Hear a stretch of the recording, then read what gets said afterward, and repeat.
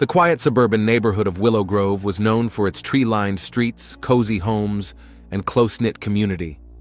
Tucked away from the noise and chaos of the city, it was a place where people felt safe, where families thrived, and where life moved at a slower, more peaceful pace. It was here that Samuel and Claire Ellis had built their lives together. From the outside, their family appeared flawless, a picturesque representation of happiness. Samuel Ellis, in his late 30s, was a successful attorney with a reputation for winning difficult cases. Tall, with dark hair and a sharp, commanding presence, he was the kind of man who commanded attention when he entered a room. He was ambitious, driven, and fiercely protective of his family. His wife, Claire, was his perfect complement. She was gentle, soft-spoken, and known for her kindness. A devoted mother to their 2 children, Claire had given up her career as an interior designer to focus on raising their family. She often said it was a choice she made out of love, though there were times she missed the creativity and challenge her former job had brought her. The Ellis family lived in a large, charming house on the corner of Birchwood Lane. The house, painted a soft shade of blue with white shutters, had a wide porch and a neatly trimmed lawn. Inside, it was filled with warmth, a fireplace that crackled in the winter, family photos lining the walls, and the constant laughter of their children. At 6 years old, Anna, their eldest daughter, was full of energy and curiosity. Her younger brother, 4-year-old Ethan, was quieter, often clinging to his mother's side, but his wide, innocent eyes and infectious smile could brighten anyone's day. Life had been good to the Ellis family, but in recent years, things had become more challenging. After the birth of Ethan, Claire had developed health issues that left her feeling weak and exhausted most days. Though she had tried to manage everything on her own, the strain was becoming too much. She found herself unable to keep up with the demands of 2 young children, a large home, and the pressures of being the perfect wife. That was when they decided to hire help. Claire had resisted the idea at first, insisting she could handle things on her own, but Samuel had been the one to push for it. He didn't want to see his wife struggle, and he knew that hiring a babysitter would ease her burden. After weeks of searching, they finally found someone they both liked, Natalie Carson, a 19-year-old college student who lived just a few blocks away. Natalie was everything they had hoped for in a babysitter. She was bright, responsible, and had a natural way with children. From the moment she walked into their home for the interview, Claire felt a sense of relief. Natalie was sweet, with a kind smile and an easygoing personality that immediately put the children at ease. She had long brown hair that fell in soft waves, and her bright blue eyes sparkled with warmth. She seemed genuinely excited about the job, and Claire had no doubts that she would be a great fit. "Thank you so much for this opportunity," Natalie had said, smiling shyly as she sat at their kitchen table, sipping tea. "I've been looking for a part-time job that works with my class schedule, and this is perfect. I love working with kids." Samuel had been quiet during the interview, letting Claire take the lead, but he had offered a few kind words of his own. "We're glad to have found someone as capable as you. The kids are a handful sometimes, but I'm sure you'll manage just fine." And so Natalie became a part of their household. At first, everything went smoothly. She would arrive in the afternoons just after her classes and stay until the children went to bed. Claire was grateful for the help, and the children adored Natalie. Anna would often sit with her in the living room, playing games or reading books, while Ethan followed her around the house, watching her every move with wide, curious eyes. For a while, it seemed like hiring Natalie had been the perfect solution to their problems. Claire was able to rest more, regain her strength, and focus on her recovery. She even found herself with extra time to rekindle her love for interior design, taking on small projects for friends and neighbors.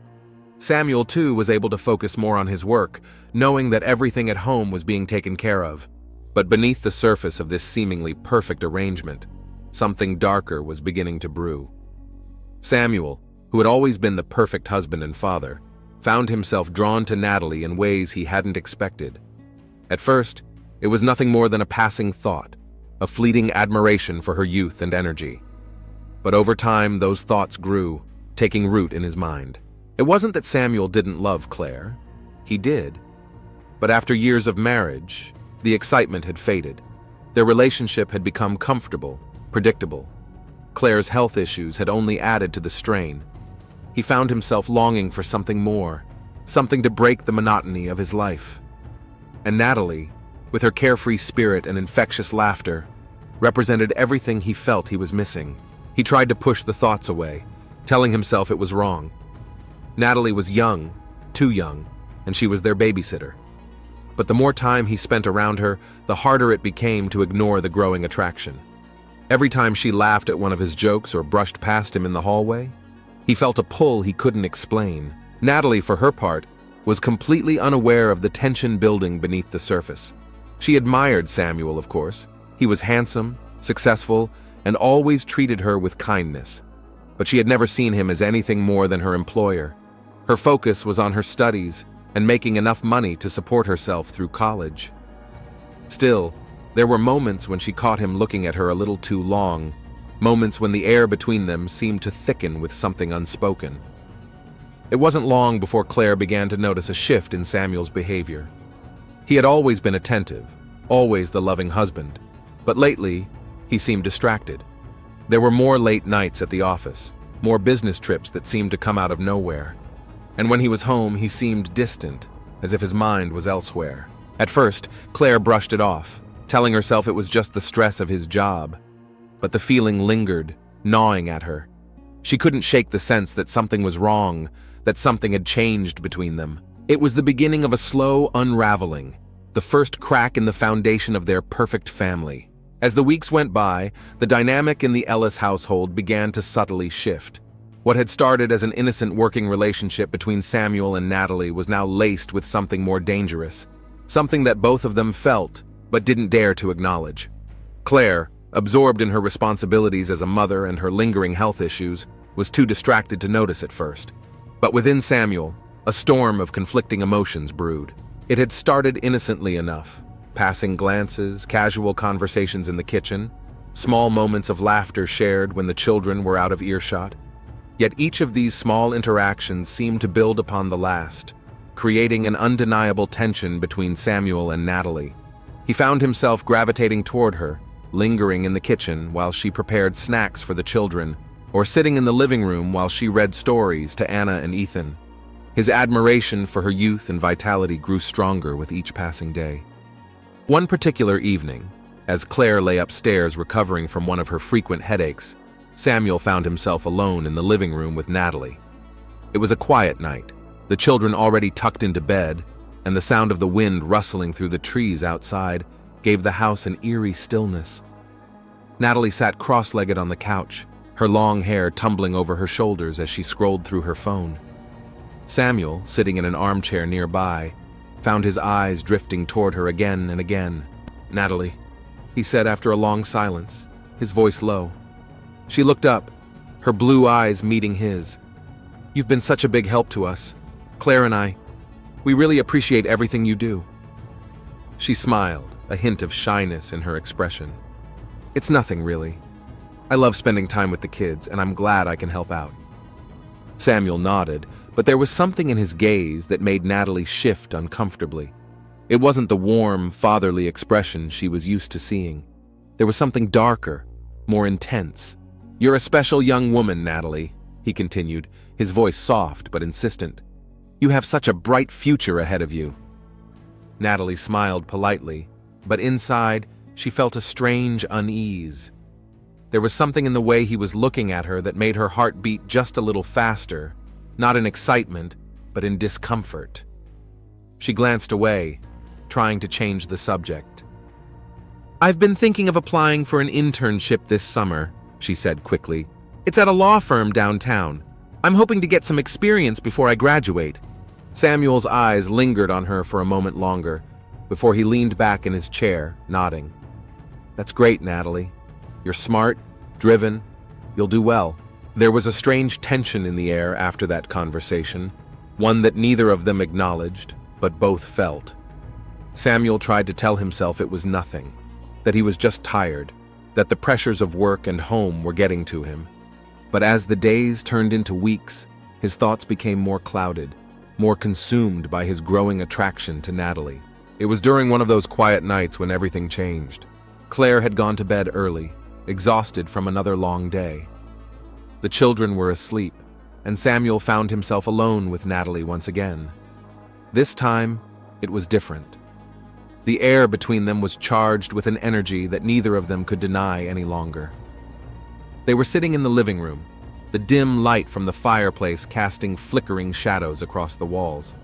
Natalie, dressed in a simple sweater and jeans, was curled up on the couch, reading a book. Samuel sat across from her, his mind racing. He knew what he was feeling was wrong. He knew he was betraying his wife, the mother of his children. But in that moment, the guilt was drowned out by a stronger force, a force he couldn't control. "Natalie," he said softly, breaking the silence. She looked up from her book, her eyes meeting his. There was a hesitation in her gaze, a question unspoken. He faltered for a moment, but then the words tumbled out before he could stop them. "I can't stop thinking about you." Natalie's heart skipped a beat, her mind racing. She hadn't expected this, hadn't seen it coming. Yes, there had been moments where she felt something strange between them, but she had always dismissed it as her imagination. "Mr. Ellis," she began, her voice uncertain, but Samuel interrupted her. "Please, call me Samuel," he said, his voice thick with emotion. "I know this is wrong, I know I shouldn't feel this way, but I can't help it." Natalie's mind was a whirlwind of confusion. This wasn't what she wanted. This wasn't what she had signed up for when she took the job. She had respected Samuel, admired him even, but she had never thought of him in that way. And yet, as she sat there, looking into his eyes, she felt herself wavering. There was something about him, something powerful, and for a moment, just a brief moment, she wondered what it would be like to be with someone like him. She started again, her voice trembling. But before she could finish her thought, Samuel stood up and crossed the room, sitting down beside her on the couch.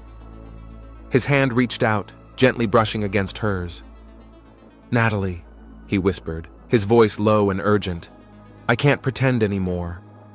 For a moment, time seemed to stand still. Natalie could feel her heart pounding in her chest, her thoughts spinning. She knew this was wrong. She knew that crossing this line would change everything. But in that moment, she couldn't think clearly. She was caught in the pull of something larger than herself, something dangerous. Before she could stop herself, she leaned in, and their lips met in a hesitant, stolen kiss. The kiss was brief, but it was enough to shatter the delicate balance that had kept their relationship professional. In that moment, everything changed. The lines between right and wrong blurred, and the guilt that had once held Samuel back dissolved in the heat of that forbidden touch. Natalie pulled away quickly, her eyes wide with shock. "I'm sorry," she whispered, standing up abruptly. "I shouldn't have—" But Samuel caught her wrist, his grip firm but not forceful.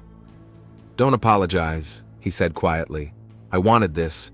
You're not to blame." Natalie's mind was spinning, her heart racing.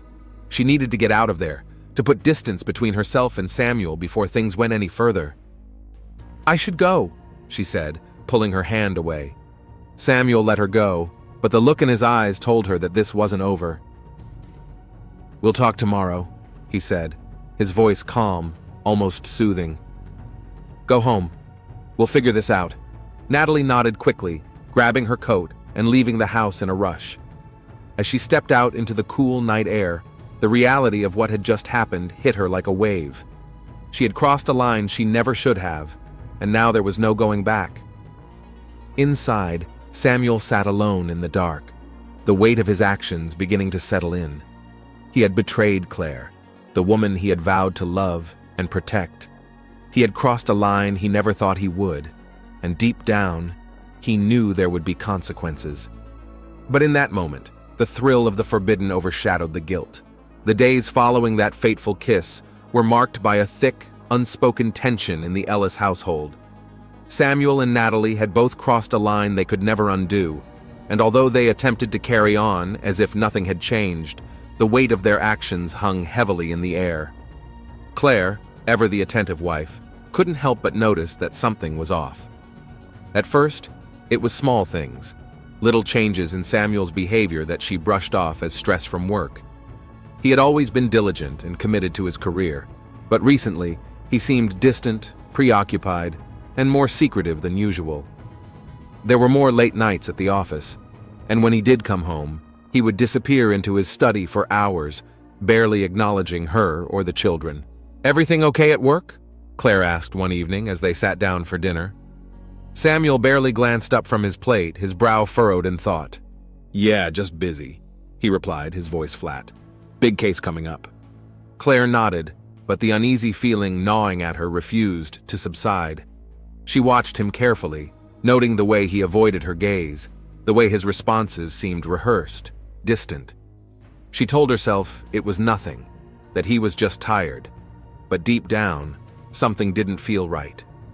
Then there was Natalie. She had always been cheerful and relaxed, but lately she seemed more nervous, more jittery whenever Samuel was around. Claire caught her fidgeting during dinner, her hands shaking slightly as she set the table. And there was that look, something in Natalie's eyes that made Claire's heart skip a beat. It was a mixture of guilt and fear, and Claire couldn't ignore it any longer. One evening, after the children had gone to bed, Claire decided to confront Samuel. She had been feeling uneasy for weeks, her mind racing with questions and doubts. She couldn't shake the feeling that something was going on behind her back. "Samuel, can we talk?" she asked quietly as they sat together in the living room. The fire crackled softly in the hearth, casting flickering shadows on the walls. He looked up from his phone, his expression guarded. "What's wrong?" Claire hesitated, her heart pounding in her chest. She wasn't sure how to bring up her suspicions without sounding paranoid, but she had to know. "You've been acting strange lately," she began slowly, her voice barely above a whisper. Distant. "Is something going on?" Samuel shifted uncomfortably in his seat, avoiding her gaze. "I told you, it's just work. I've got a lot on my plate right now." Claire bit her lip, her fingers nervously twisting the fabric of her sweater. She didn't want to push him, but she needed answers. "It's more than that," she pressed. "You've been different. You're never home, and when you are, it's like you're not really here. You don't talk to me like you used to. And I've noticed the way Natalie acts around you." At the mention of Natalie's name, Samuel's eyes flicked up sharply, a flash of panic crossing his face. It was subtle, but Claire saw it, and her heart sank. He was hiding something. "What do you mean?" he asked, his voice carefully controlled. "I don't know," Claire admitted, feeling a lump form in her throat. "It's just, something doesn't feel right. I can't explain it, but I feel like I'm losing you." For a long moment, there was silence between them. Samuel stared down at his hands, his mind racing. He knew he should come clean, tell her everything before things spiraled any further out of control. But the thought of admitting his betrayal, of seeing the hurt and devastation in Claire's eyes, was too much to bear. He couldn't do it. Not yet. "I'm sorry," he said quietly, reaching out to take her hand. "You're right. I haven't been myself lately, but I promise you, it's just stress. I'll do better, okay? We'll spend more time together. I'll fix this." Claire wanted to believe him. She wanted to believe that everything would be okay, that the man she loved was still the same man she had married. But the seed of doubt had already been planted, and no matter how hard she tried to ignore it, it continued to grow. As the weeks went on, Claire's suspicions deepened. She began noticing more little things, text messages on Samuel's phone that he quickly deleted, hushed phone calls late at night, the way he and Natalie seemed to avoid each other when she was around. It all added up to something that made her stomach churn with dread. One afternoon, while Samuel was at work and the children were at school, Claire decided to talk to Natalie. She didn't want to accuse her of anything directly, but she needed to know if there was something going on. The tension in the house was becoming unbearable, and Claire couldn't stand being kept in the dark any longer. "Natalie, can we talk for a minute?" Claire asked as she found her in the kitchen, wiping down the counters. Natalie froze, her hand tightening around the cloth in her grip. "Sure," she said, her voice shaky. "What's up?" Claire sat down at the kitchen table, trying to keep her tone calm and casual. "I've noticed some things lately, with Samuel. He's been acting strange, and I don't know. I wanted to see if you've noticed anything. You're around him more than I am these days." Natalie's eyes darted nervously, and Claire could see the panic rising in her. She was hiding something. Claire's heart sank as she watched the young woman fumble for an answer. I don't know, Natalie stammered. He seems fine to me. Maybe he's just stressed? Claire's stomach twisted in knots. She wanted to believe that everything was fine, that she was overreacting, but Natalie's nervousness told her otherwise. There was something going on, something neither of them were willing to admit.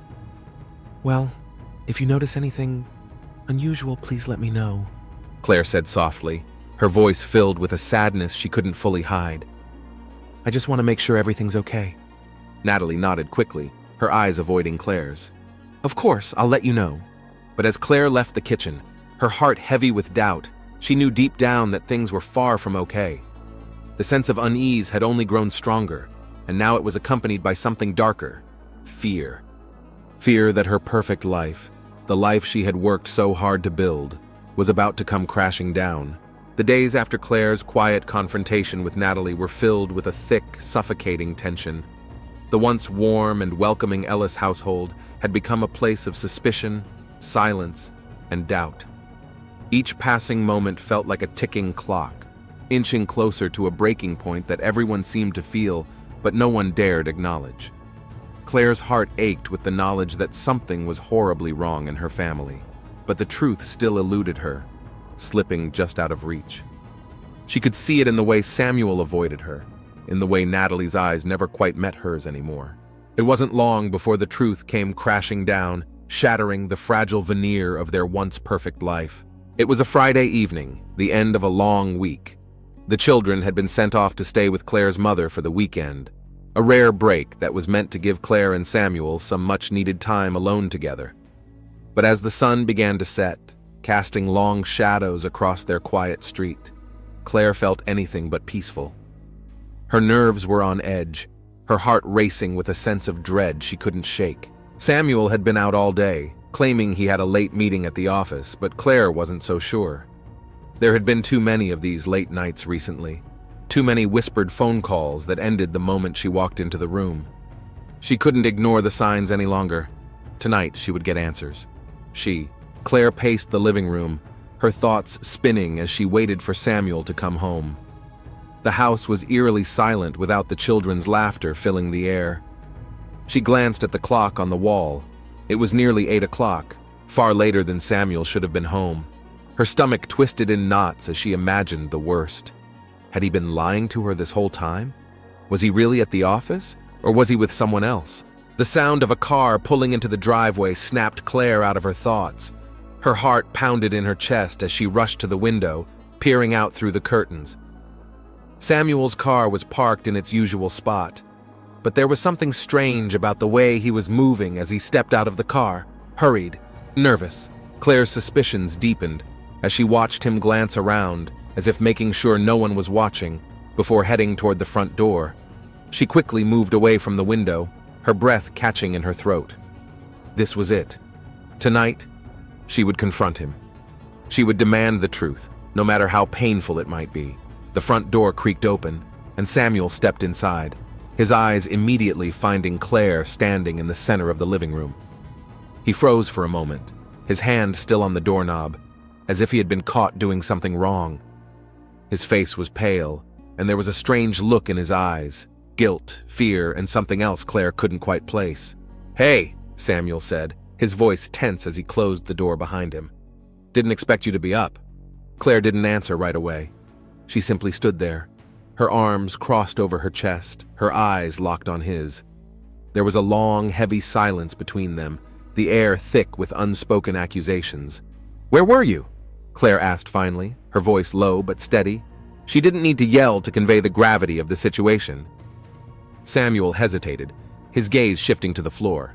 "I told you I had a meeting at the office." "Don't lie to me, Samuel," Claire said, her voice trembling with a mixture of anger and pain. "I know something's going on. You've been distant for weeks. And Natalie—" Her voice caught in her throat. "Is it her?" Samuel's face went pale at the mention of Natalie's name. He opened his mouth to respond, but no words came out. Claire's heart sank as she watched him struggle to come up with an excuse, an explanation that might make everything okay. But there was none.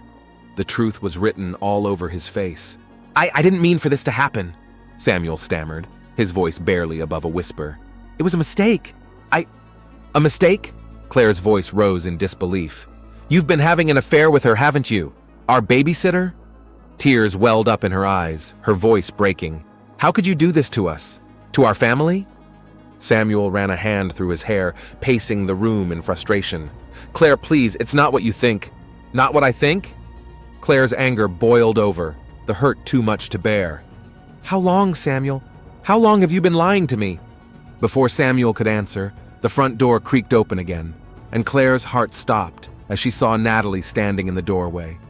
She was pale, her eyes wide with fear, and she looked as if she had been crying. The tension in the room skyrocketed as Claire's worst fears were confirmed. It wasn't just an affair.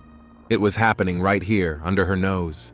I didn't know you were here," Natalie stammered, stepping inside cautiously. "Of course you didn't," Claire spat, her voice sharp with betrayal. "What are you doing here, Natalie? Coming to spend the night with my husband?" Samuel quickly stepped between them, holding up his hands as if to defuse the situation. "Claire, stop. This isn't what it looks like." "It's exactly what it looks like." Claire's voice was filled with pain and fury. She turned to Natalie, her eyes blazing. "How could you do this? I trusted you." Natalie's face crumpled with guilt. "Claire, I'm so sorry. I didn't mean for any of this to happen. I swear, it just—" "You didn't mean for it to happen?"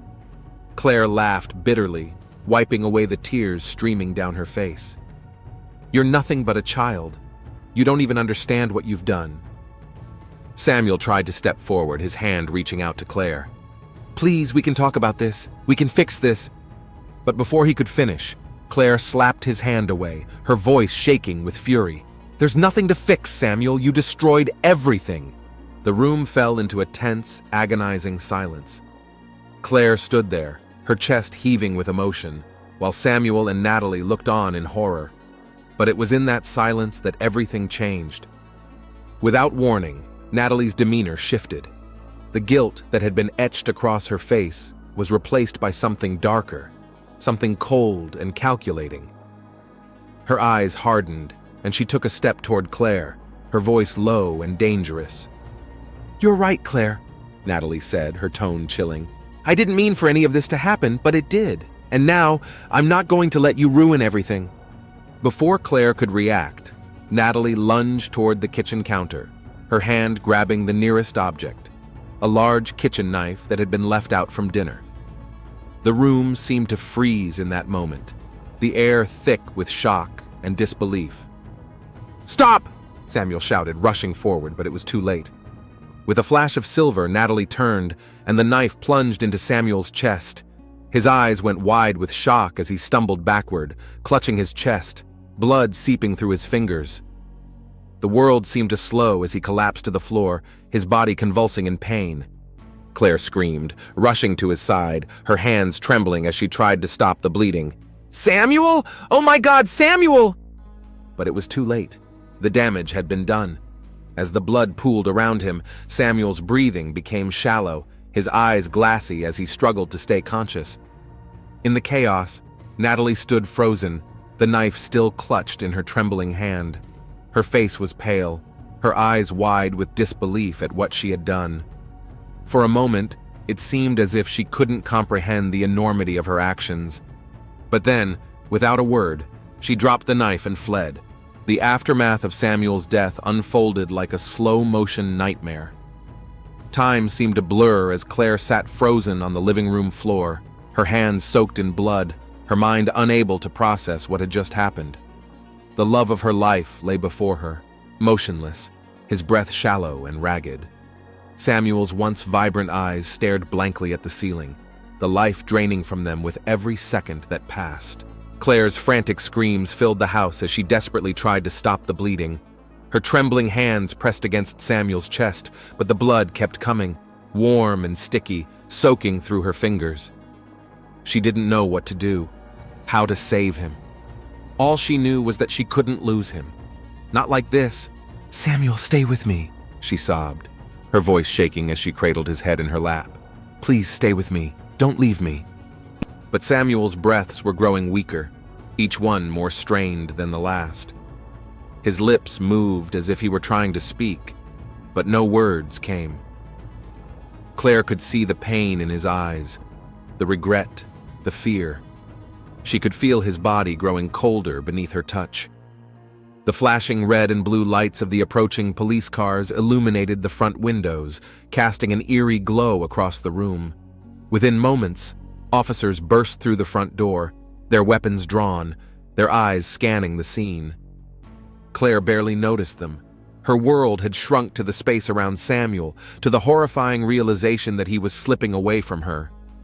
The paramedics arrived soon after, pushing Claire aside as they worked quickly to stabilize Samuel.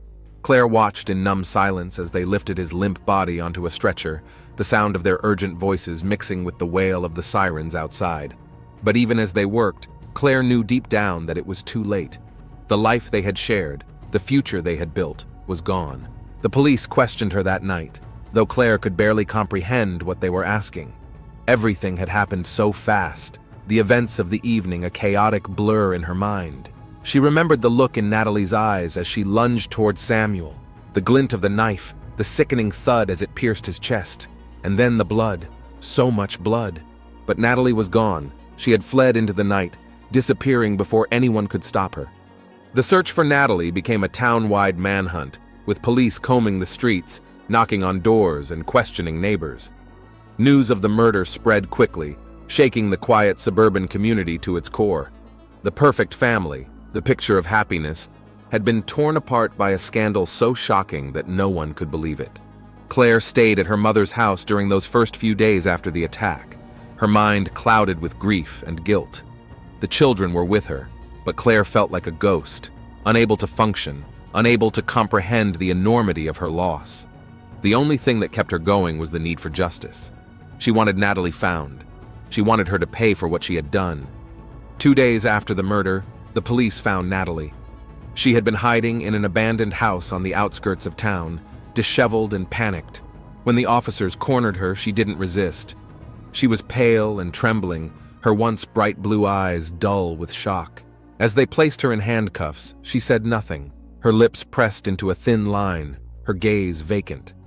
The trial that followed was swift and devastating. The prosecution painted a clear picture of the events leading up to the murder, detailing the affair between Samuel and Natalie and the explosive confrontation that had led to his death. The courtroom was packed with reporters and spectators, all eager to witness the downfall of the Ellis family. Claire sat in the front row every day, her face pale and drawn, her hands clenched in her lap as she listened to the gruesome details of her husband's betrayal and his tragic end. Maxine Carter, the prosecuting attorney, did not hold back in her portrayal of Natalie. She described her as a manipulative young woman who had seduced a married man and, when confronted with the consequences of her actions, resorted to violence.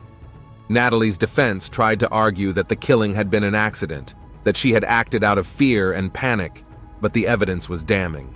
The most heartbreaking moment of the trial came when Claire was called to testify. She stood at the witness stand, her voice barely above a whisper, as she recounted the events of that night. Her hands shook as she described the confrontation, the way Natalie had turned on Samuel in a fit of rage. Tears streamed down her face as she spoke, her grief raw and overwhelming. But it was Natalie's testimony that sent chills through the courtroom. When she took the stand, her expression was hollow, her voice devoid of emotion. She admitted to the affair, to the confrontation, but her words were cold, detached, as if she were describing someone else's life. "I didn't mean to kill him," she said flatly, her gaze distant. "But I did, and now it's over." There was no remorse in her voice, no regret. It was as if something inside her had broken, leaving nothing but a hollow shell behind. The jury deliberated for only a few hours before returning with a guilty verdict. Natalie was sentenced to life in prison without the possibility of parole. For Claire, the verdict brought some measure of justice, but it did nothing to heal the gaping wound in her heart. She had lost everything: her husband, her family, her sense of security.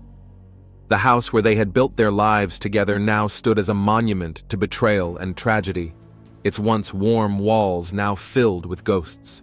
In the weeks following the trial, Claire tried to pick up the pieces of her life.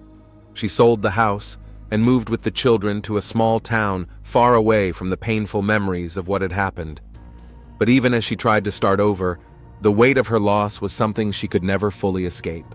She would always remember the man she had loved, the family they had built together, and the night it all fell apart. The perfect life they had once shared had been an illusion, shattered by secrets and lies.